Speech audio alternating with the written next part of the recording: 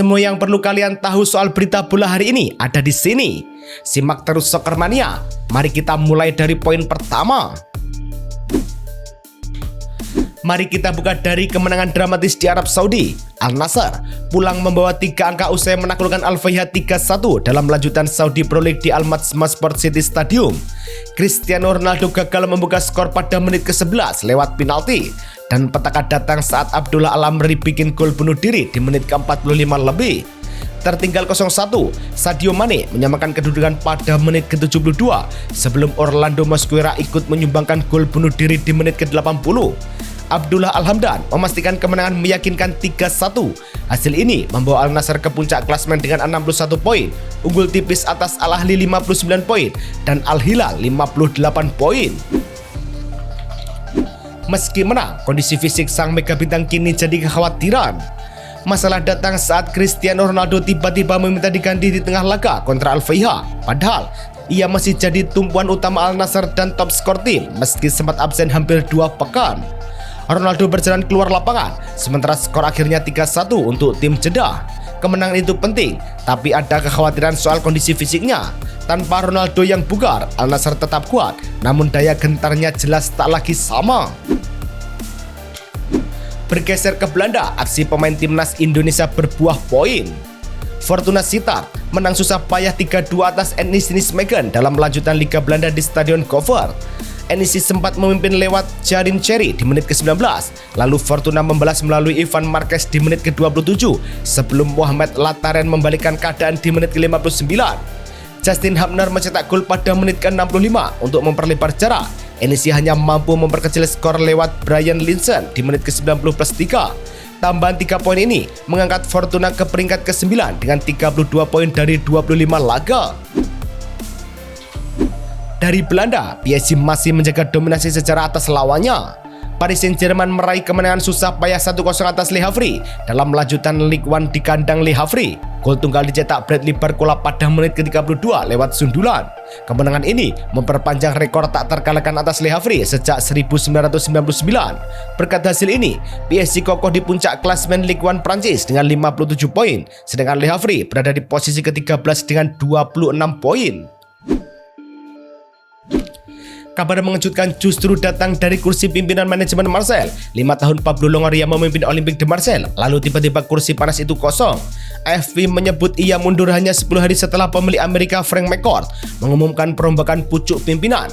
Klub tak menunggu lama. Alban Schuster, orang dalam yang 8 tahun di OM, naik sebagai ketua Dewan Manajemen sementara. Ia ditemani Alessandro Antonello dan Benjamin Arnaud demi menjaga roda administratif dan finansial tetap berputar. Langkah ini terlihat defensif, tapi di Marseille stabilitas sering lebih penting daripada romantisme proyek jangka panjang. Di Bundesliga, bek timnas Indonesia jadi penentu kemenangan krusial. Borussia Mönchengladbach menang susah payah 1-0 atas Union Berlin dalam lanjutan Bundesliga di Borussia Park. Laga berjalan alot hingga Kevin Dix memastikan kemenangan lewat penalti pada masa injury time. Bek timnas Indonesia itu sempat mencetak gol pada menit ke-65, namun dianulir VAR karena offside. Tambahan 3 poin membawa Gladbach ke peringkat ke-12 dengan 25 angka. Mendekati papan tengah, Union Berlin tertahan di posisi ke-10 dengan 28 poin. Masih di Jerman, duel klasik papan atas berakhir dramatis. Bayern Munchen pulang dengan 3 angka dari Signal Iduna Park usai menaklukkan Borussia Dortmund 3-2 dalam lanjutan Bundesliga. Dortmund sempat memimpin lewat Nico Schlotterbeck menit ke-26 sebelum Harry Kane membalikkan keadaan melalui gol menit ke-54 dan penalti menit ke-69. Tuan rumah menyamakan skor lewat Daniel Svensson menit ke-83. Namun, Joshua Kimmich memastikan kemenangan tim tamu lewat gol menit ke-87. Tambahan poin ini membuat Bayern kukuh di puncak klasemen dengan 63 angka dari 24 laga, sementara Dortmund tertahan di posisi kedua dengan 52 poin. Kemenangan di Der Klassiker tadi kian memperlebar jarak poin. Kemenangan itu bukan sekedar 3 poin. Catatan Ed Squawka menunjukkan ini rangkaian 21 laga tandang tanpa kalah, sekaligus yang pertama menang di markas Dortmund musim ini. Setelah 24 pekan jarak 11 poin terbentang, situasi ini membuat persaingan seperti formalitas dalam liga yang butuh kompetisi ketat. Dominasi Bayern justru menandakan ada jurang kualitas yang belum terjembatani. Dominasi Bayern tersebut selaras dengan ketajaman mesin gol mereka. Dalam 24 laga Bundesliga musim ini, ia sudah mengoleksi 30 gol. Bahkan, seperti dicatat Ed Squawka, King jadi pemain ketiga sepanjang sejarah liga yang mencetak minimal 2 gol dalam 4 laga beruntun, menyamai jejak Lothar Emmerich dan Tomislav Maris. Total 45 gol musim ini jadi rekor pribadinya. Ini bukan sekedar striker tajam, tapi mesin gol yang akhirnya menemukan ekosistem ideal. Menuju Italia, Como sukses menyalip posisi sang raksasa Turin. Como membalikan keadaan saat menungkuk Lecce 3-1 pada pekan ke-27 Serie A di Stadion Giuseppe Sinigaglia.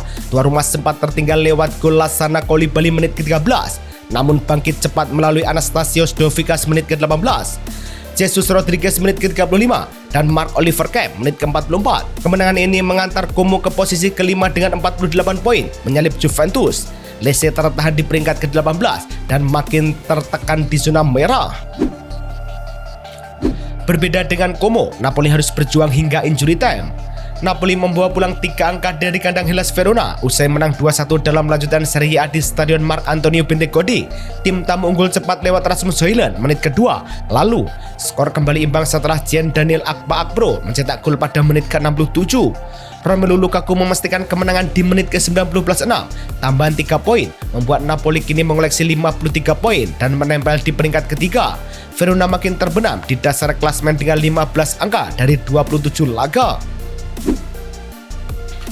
Sang pemimpin klasmen pun tak mau kalah amankan poin. Inter Milan tampil dominan saat membekuk Genoa 2-0 pada lanjutan Serie A di Stadion Giuseppe Meazza. Federico Di Marco membuka keunggulan pada menit ke-31. Lalu, Hakan Calhanoglu mengadakan skor lewat penalti di menit ke-70 setelah handball Alex Amorim. Kemenangan ini mengukuhkan Inter di puncak klasmen dengan 67 poin, sementara Genoa berada di posisi ke-14 dengan 27 poin. Konsistensi Inter musim ini kini resmi masuk buku sejarah. Namun, selepas 27 laga, Inter justru melesat. Kemenangan demi kemenangan dirangkai sampai koleksi mereka menyentuh 67 poin. Catatan Opta Paulo menyebut angka itu baru 3 kali terjadi dalam sejarah Serie A.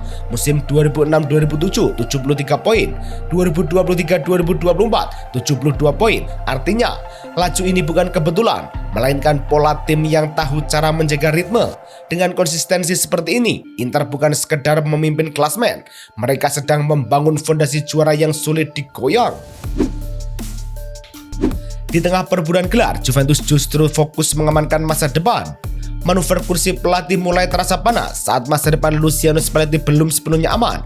Juventus justru tancap gas menyiapkan kontrak baru selepas laga kontra Galatasaray SC. Giorgio Chiellini sempat memberi sinyal halus. Lalu Damien Comolli menguatkannya dari London usai tersingkir di Liga Champions. Romeo Agresti dari Il Bianconero menyebut pekan depan ada pertemuan lanjutan. Langkah pengamanan skuad juga dilakukan AC Milan lewat bursa. Musim ini mereka butuh energi baru, apalagi regenerasi jadi isu yang tak bisa ditunda. Di saat itulah nama Andre Luiz muncul. Fabrizio Romano menyebut negosiasi dengan Corinthians sudah masuk tahap lanjut. Gelandang kelahiran 2006 itu dinilai sebagai talenta utama dan bisa ditebus di atas 12-13 juta euro. Jika rampung, ini bukan sekedar transfer prospek, melainkan sinyal bahwa Milan mulai berani investasi serius untuk fondasi jangka panjang. Bergeser ke Spanyol, Atletico Madrid menang dramatis di menit akhir. Atletico Madrid menang susah payah 1-0 atas Real Oviedo dalam lanjutan La Liga di Estadio Carlos Tartiere. Gol tunggal lahir dari kaki Julian Alvarez pada menit ke-90 + 4 memastikan 3 poin dramatis buat tim tamu. Berkat hasil ini, Atletico Madrid berada di posisi ketiga klasmen La Liga dengan 51 poin, sedangkan Real Oviedo tertahan di posisi ke-20 dengan 17 poin.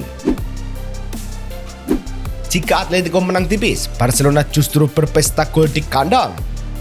Barcelona tampil dominan saat menaklukkan Villarreal 4-1 dalam lanjutan La Liga di Camp Nou. Lamine Yamal berpesta dengan 3 gol pada menit ke-28, 37, dan menit ke-69. Sementara Robert Lewandowski menambah 1 gol di injury time menit ke-90 + 1. Villarreal sempat memperkecil lewat Pepe Gueye pada menit ke-49. Hasil ini membuat Barcelona kokoh di puncak klasmen dengan 64 poin dari 26 laga. Villarreal tetap di posisi keempat dengan 51 poin. kemenangan besar tersebut sekaligus jadi pencapaian istimewa Hansi Flick? Jawabannya datang di laga ke-100. Kemenangan 4-1 atas Villarreal CF di Camp Nou. Catatan resmi klub menyebut rasio menangnya kini 75%, melewati Pep Guardiola 72,5%, hanya di bawah Luis Enrique 76,2%. 4 trofi La Liga, Copa del Rey, 2 piala super jadi bukti. Dalam kultur Barca, angka itu bukan sekedar statistik, itu tanda ia mampu menjaga identitas sambil tetap kejam pada hasil. Keperkasaan Flick tak lepas dari dominasi total di rumah sendiri. Awalnya, banyak yang meragukan konsistensi Barcelona musim ini, terutama saat performanya tandang mereka naik turun. Namun, begitu main di kandang, ceritanya berubah total. Data yang dibagikan Squawka menunjukkan Blaugrana menyapu bersih laga La Liga di rumah sendiri. 13 kemenangan beruntun, 41 gol, cuma 6 kebobolan, plus 7 clean sheet. Ini bukan sekedar menang, tapi dominasi struktural. Kalau kandang sudah sekuat ini, gelar biasanya tinggal soal waktu. Di lapangan, Lamine Yamal terus membuktikan kelasnya sebagai pembeda. Banyak pemain seusia 18 tahun masih cari menit bermain, tapi Lamine Yamal justru pulang membawa bola hat-trick pertamanya. Jawabannya tegas, 3 gol terbarunya mengantarkan dia menembus 100 kontribusi gol, 48 gol dan 52 assist untuk klub dan timnas Spanyol.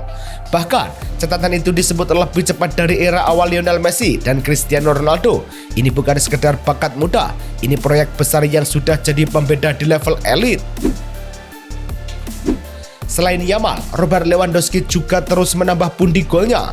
Sempat muncul keraguan saat Robert Lewandowski datang ke Barcelona. Usianya dianggap terlalu matang, ritmenya dinilai bakal turun. Namun waktu menjawab cepat. Seperti dirilis klub, ia kini menyentuh 115 gol resmi hanya dalam 179 laga, kurang dari 4 musim, dan sudah masuk 15 besar pencetak gol sepanjang sejarah Barca. Lini serang Barca dipastikan makin tajam dengan bergabungnya Rashford. Awalnya transfer ini seperti jalan buntu karena gaji Marcus Rashford di Manchester United terlalu tinggi. Sport menyebut Rashford sepakat potong bayaran dan menerima kontrak 3 tahun. Deco bahkan sudah duduk bareng agennya Arturo Canales untuk merapikan skema gaji. Barca pun siap mengaktifkan klausul 30 juta euro dicicil 3 tahap, 4 gol dan 6 assist sejak Januari jadi bukti Rashford ingin jadi bagian proyek Flick. Sementara rivalnya berbenah, Real Madrid harus menghadapi kendala cedera. Masalahnya sudah muncul sejak Desember lalu. Lutut kiri Kylian Mbappe tak pernah benar-benar bersih. Ia tetap dipaksakan main, bahkan sudah bikin 23 gol dari 23 laga La Liga musim ini. Kini, seperti dilaporkan Kadi Nasser lewat program Karusel, Madrid memilih rem darurat, 3 pekan istirahat. Targetnya jelas, siap tempur di leg kedua lawan Manchester City. Keputusan ini masuk akal, tanpa Mbappe 100%, ambisi Eropa bisa runtuh sebelum waktunya. Pindah ke Inggris, Anfield kembali jadi panggung pembantaian gol. Liverpool tampil dominan saat membekuk West Ham United 5-2 di Anfield dalam lanjutan Liga Inggris. Hugo Ekitike membuka skor menit ke-5, disusul Virgil van Dijk menit ke-24 dan Alexis McAllister menit ke-43 sebelum turun minum. West Ham sempat memperkecil lewat Thomas Soucek menit ke-49 dan Valentin Castellanos menit ke-75. Namun, Cody Gakpo ikut berpesta di menit ke-70. Sementara gol bunuh diri Axel Disasi di menit ke-82 mengunci kemenangan si merah. Hasil ini mengangkat pasukan Arne Slot ke posisi ke-5 klasemen dengan 48 poin dari 28 laga. Sementara West Ham tertahan di peringkat ke-18 dengan 25 angka. Kekalahan besar tadi semakin mempertegas dominasi total Liverpool. Datang ke Anfield selalu jadi perjalanan berat buat West Ham. Data Squawka mencatat, dalam 11 laga kandang terakhir Liverpool melawan The Hammers di semua ajang, hasilnya sapu bersih, 11 kemenangan.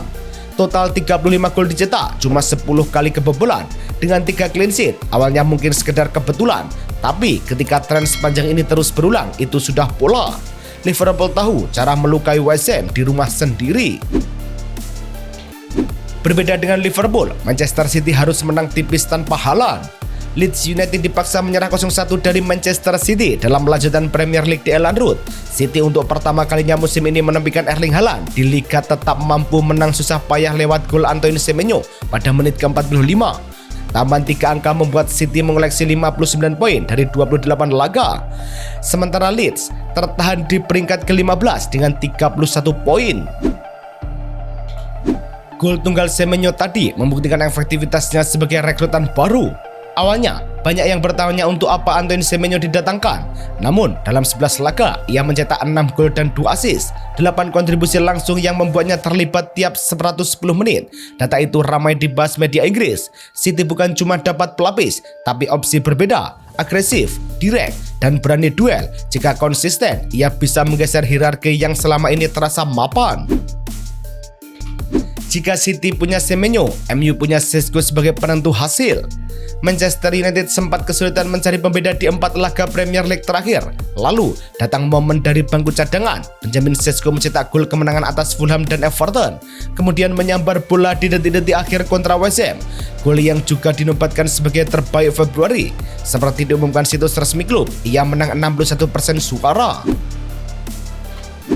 Itu saja informasi yang bisa saya bagikan hari ini. Terima kasih atas dukungannya Soccermania. Sampai bertemu di video besok pagi.